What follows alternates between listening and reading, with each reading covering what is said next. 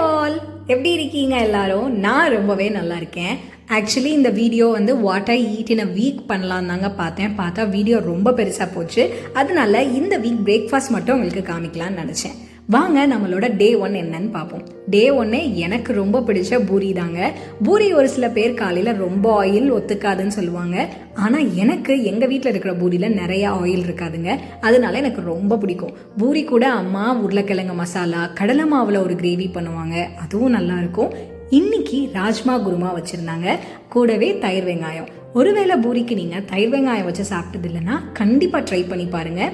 நல்லா சாஃப்டான பூரி கூட சிக்கன் ஸ்டைலில் இருக்குங்க இந்த ராஜ்மா குருமா. அது கூட இந்த தயிர் வெங்காயம் வச்சு சாப்பிட்டா அப்படி இருக்கும்.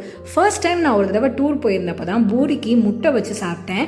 எனக்கு என்னமோ எக் பப் சாப்பிட்ட ஃபீல் வந்துச்சு. அதுக்கப்புறம் எப்போல்லாம் எனக்கு தோணுதோ அப்போல்லாம் பூரி கூட முட்டையும் வச்சு சாப்பிடுவேன். டே 2 ஒரு சூப்பரான தோசையோட தாங்க ஆரம்பிச்சிச்சு. இது துவரம்பருப்பு தோசை. துவரம்பருப்பில் நிறையா பூண்டு, வெங்காயம், காஞ்ச மிளகாய், நிறையா கருவேப்பிலெல்லாம் போட்டு அரைச்சது. அவ்வளோ டேஸ்ட்டாக இருக்கும். சின்ன வயசுலலாம் எனக்கு அடை தோசை பிடிக்கவே பிடிக்காதுங்க. அது என்னமோ தெரியல, அம்மா என்னென்னமோ சொல்லி பார்ப்பாங்க, ஆனால் எனக்கு அது அடை தோசையே பிடிக்காது. ஆனால் இப்போது இந்த அடை தோசை, பருப்பு தோசைலாம் ரொம்பவே பிடிச்சிருக்கு. ஒரு தடவை நான் வெளியே போக வேண்டியது இருந்தது. அப்போது அம்மா பிரேக்ஃபாஸ்ட்க்கு இந்த மாதிரி தோசை தாங்க பேக் பண்ணி கொடுத்தாங்க. எனக்கு அவ்வளோ பிடிச்சிருந்தது. பஸ்ஸில் நான் கார சட்னி இருந்துச்சு, அது கூட இல்லாமல் வெறும் தோசையே சாப்பிட்டேன். நீங்களும் ஒரு வேளை இந்த மாதிரி இந்த தோசை ட்ரை பண்ணதில்லைன்னா கண்டிப்பாக ட்ரை பண்ணி பாருங்கள். ரொம்பவே கிறிஸ்பியாக, ரொம்பவே டேஸ்டியாக, அவ்வளோ நல்லாயிருக்கும். இதுக்கு மேலே நீங்கள் ஒரு முட்டை போட்டுட்டிங்கன்னா ஒரு ஹோல்சம் பிரேக்ஃபாஸ்ட்டாக உங்களுக்கு இருக்கும். இது கூட தேங்காய் சட்னி, புதினா சட்னிலாம் சூப்பராக இருக்கும். அன்னைக்கு அம்மா நல்லா காரசாரமான தக்காளி சட்னி வச்சுருந்தாங்க, அதுவும் ரொம்பவே நல்லா இருந்துச்சு. தயிருமே இது கூட சூப்பராக இருக்கும். உங்களுக்கு இந்த மாதிரி வேறு ஏதாவது தோசை ரெசிபி தெரிஞ்சால் கண்டிப்பாக சொல்லுங்கள். ஏன்னா அது நமக்கு ரொம்பவே ஈஸியும் கூட, குவிக்காகவும் காலையில் வேலை முடிஞ்சிடும்.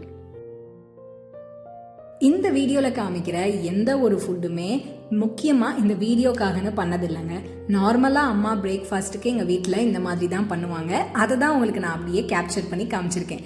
வேணும்னா ப்ரெசன்டேஷன் வேணால் இந்த வீடியோக்காக இந்த மாதிரி இருக்கலாம். மித்தபடி நார்மலாகவே எங்கள் வீட்டில் பிரேக்ஃபாஸ்ட் இந்த மாதிரி தாங்க இருக்கும்.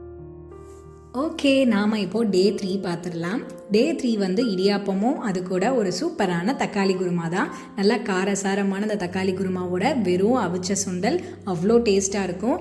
காய்கறிகள் எதுவும் குருமாவில் சேர்க்காததுனால அம்மா சுண்டல் அவிச்சு கொடுத்தாங்க. நல்லா காரசாரமான இந்த குருமா கூட ரொம்பவே மைல்டான இடியாப்பம் வச்சு சாப்பிட்றப்போ அவ்வளோ டேஸ்ட்டாக இருந்துச்சு. கூடவே இந்த அவிச்ச சுண்டல் அதுக்கு மேலே ஒரு டேஸ்ட் கொடுத்துச்சுங்க. எனக்கு இடியாப்பத்து கூட நல்லா ஃப்ரெஷ்ஷாக துருவின தேங்காய் பூ, அதுக்கு மேலவே ஜீனி போட்டு நல்லா சுட சுட இடியாப்பத்து கூட பிசைஞ்சு சாப்பிட்றப்போ அவ்வளோ டேஸ்ட்டாக இருக்கும். என்ன பண்ணுறது, ஜீனி ஹெல்தி இல்லைன்றதுனால அதை சாப்பிட்றப்பெல்லாம் ரொம்ப கில்ட்டாக இருக்குன்றதுனால இப்போ அதை அவாய்ட் பண்ணிடுறது. அம்மா இடியாப்பத்துக்கு சொதி வைப்பாங்கங்க, நிறையா காய்கறிகள் போட்டு, அதுவுமே எனக்கு ரொம்ப பிடிக்கும். டே 4 ஒரு சூப்பரான கிச்சடிங்க. இந்த கிச்சடி அம்மா இன்னைக்கு தெனை அரிசியில் பண்ணியிருக்காங்க. இதுக்கு முன்னாடி வரகரிசிலையும் குதிரைவாளி அரிசிலையும் பண்ணாங்க. அது இதுக்கு மேலே டேஸ்ட்டாக இருந்ததுங்க. மொதல் நாள் தான் அப்பா மார்க்கெட்டில் இருந்து நிறைய பச்சை பட்டாணி, பட்ரு பீன்ஸ், சோயாலாம் வாங்கிட்டு வந்திருந்தாங்க. அதனால அம்மா இந்த கிச்சடி கூட அதை எல்லாத்தையுமே சேர்த்துருந்தாங்க. நிறையா காய்கறிகளோட தக்காளி, கரம் மசாலா, இஞ்சி பூண்டெல்லாம் போட்டு ரொம்பவே இது டேஸ்ட்டாக இருந்துச்சு. ஆக்சுவலி இதை கிச்சடின்னு சொல்கிறதா தக்காளி சாதம்னு சொல்கிறதான்னு எனக்கு தெரியல. கூடவே நல்லா ஒரு சூப்பரான தேங்காய் சட்னியும் தயிர் வெங்காயமும் அவ்வளோ நல்லா இருந்தது. அந்த பச்சை பட்டாணிலாம் கடி போடுறப்போ ஒரு லைட்டாக ஒரு இனிப்பு டேஸ்ட் கொடுத்ததுங்க. ரொம்பவே சூப்பராக இருந்துச்சு. நீங்களும் இதை கண்டிப்பாக ட்ரை பண்ணி பார்த்துட்டு எப்படி இருந்துச்சுன்னு சொல்லுங்கள். டே 5 ஒரு அமேசிங்கான இட்லிங்க. எனக்கு இட்லி ரொம்ப பிடிக்கும்லாம் சொல்ல முடியாது, ஆனால் கண்டிப்பாக நான் இட்லி இருந்தால் நான் சாப்பிடுவேன். இட்லி கூட நல்லா சுட சுட சூப்பரான மணக்க சாம்பார் தான்.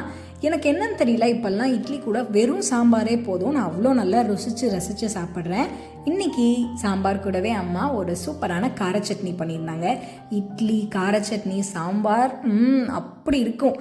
அந்த இட்லியை பிச்சு அந்த சாம்பார் கூட நல்லா குழப்பி அந்த கார சட்னியையும் சேர்த்து வச்சு குழப்பி சாப்பிட்றப்போ அவ்வளோ நல்லா இருக்கும். உங்களுக்கு இட்லி பிடிக்குமான்னு சொல்லுங்கள். எங்கள் அம்மா பண்ணுற இட்லி எங்கள் ஃபேமிலியில் எல்லாத்துக்கும் பிடிக்குங்க. யார் பார்த்தாலும் எப்படி இவ்வளோ டேஸ்ட்டாக பண்ணியிருக்கேன்னு தான் கேட்பாங்க. அவ்வளோ நல்லாயிருக்கும். கண்டிப்பாக எங்கள் அம்மாவோட இட்லி மாவு எப்படி அரைக்கிறாங்கன்றதை நான் வீடியோ எடுத்து உங்களுக்கு போடுறேன். டே 6 ஒரு நல்ல தோசைங்க. வெறும் இந்த அரிசி மாவுலெல்லாம் இப்போ தோசை சுடுறது ரொம்பவே எங்கள் வீட்டில் ரேர் ஆகிடுச்சு.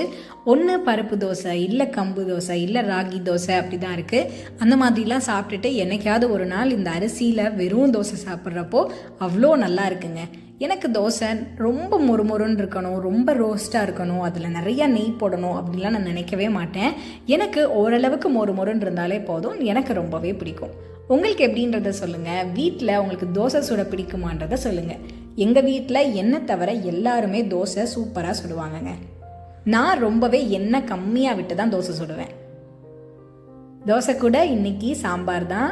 எந்த காய்கறியும் இல்லாமல் வெறும் பருப்பு, தக்காளி, பச்சை மிளகாய், குழம்பு மிளகாத்தூள்லாம் போட்டு நிறையா கொத்தமல்லி சேர்த்த ஒரு சூப்பரான சாம்பார் தாங்க.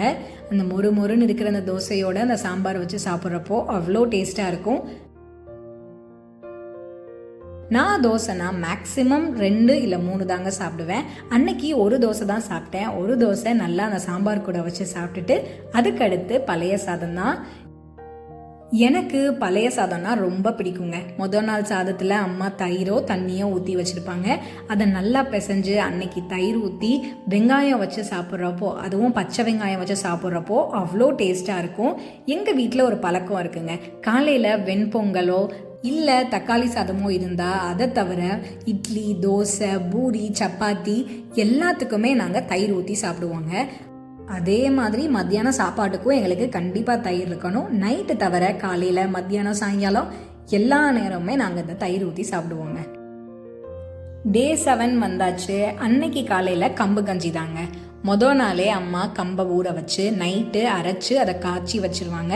காலையில் எழுந்திரிச்சு அது கூட நிறையா தயிர், தண்ணியெல்லாம் சேர்த்து கரைச்சி குடிப்போங்க. எனக்கு இது ரொம்ப பிடிக்கும். எனக்கு ரொம்பவே இது டேஸ்ட்டாக இருக்கும். ஆனால் ஒரு சில சமயம் எனக்கு காலையில் இந்த மாதிரி கம்பு கஞ்சி குடித்தா தலைவலிக்கிற மாதிரி இருக்கும். அதனால ஒரு 11-11:30 போல் நான் டீ குடிப்பேன். இன்றைக்கி கம்பு கஞ்சியை தொட்டுக்கிறதுக்கு ஒரு சூப்பரான சொரக்காய் பருப்பு தான் அம்மா வச்சுருந்தாங்க. கூடவே ஒரு 2 பச்சை வெங்காயம். நல்லா சப்புன்னு இருக்கிற அந்த கம்பு கஞ்சியோட இப்படி ஒரு எம்மியான சொரக்காய் பருப்பு, நல்லா காரத்துக்கு அந்த ஒரு பச்சை வெங்காயத்தை கடிச்சிக்கிட்டா அப்படி இருக்கும். உங்களுக்கு கம்பு கஞ்சியெல்லாம் பிடிக்குமான்றதை கமெண்ட்டில் சொல்லுங்கள். தேங்க்யூ ஸோ மச் இவ்வளோ தூரம் இந்த வீடியோவை பார்த்ததுக்கு. இன்னொரு வீடியோவில் சூப்பரான கண்டென்ட்டோட நான் உங்களை பார்க்குறேன். அதுவரை எல்லோரும் stay healthy, stay safe. Thank you so much for வாட்சிங். பாய். இந்த வீடியோ பிடிச்சிருந்ததுன்னா கண்டிப்பாக என்னோட சேனலுக்கு சப்ஸ்கிரைப் பண்ணிக்கோங்க. லைக் பண்ணி ஷேர் பண்ணுங்கள். பாய்.